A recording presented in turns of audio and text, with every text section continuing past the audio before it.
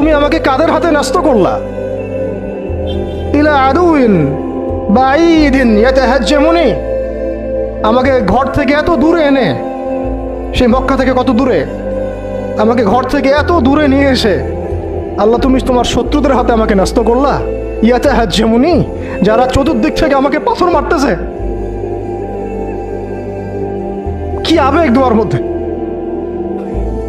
কি ভাষা, কি লাফজ।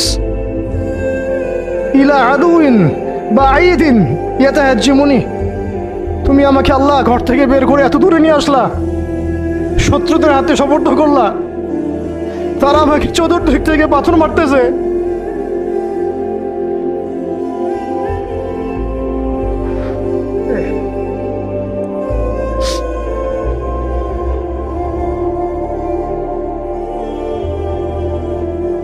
আম্মি লা করিবিন মাল্লাকতাহু আমরি, পরে নবীজি বলছেন আম্মি লা করিব, নাকি আমাকে কাছের মানুষদের হাতে নিয়ে আসছো আল্লাহ?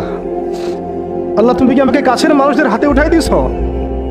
মাল্লাকতাহু আমরি, যারা আমার ভালো মন্দের কাজের মালিক হয়ে গেছে। এইভাবে দোয়া করতে লাগলেন নবী সাল্লাল্লাহু আলাইহি ওয়াসাল্লাম। যায়েদ বিন হারিস রাদিয়াল্লাহু আনহু শামিল আছেন এখানে। তারপরে নবীজি বলছেন ইল্লাম তাকুন সাখিতুন আলাই ফালা উবালি, আল্লাহ এত কিছুর পরও যদি তুমি আমার প্রতি অসন্তুষ্ট না হও, আমার কিছুই যায় আসে না। আল্লাহ এত কিছু হয়ে গেল, এরপরে যদি তুমি আমার উপর অসন্তুষ্ট না হও, অন্তত আমার কিছুই যায় আসে না। আলহামদুলিল্লাহ।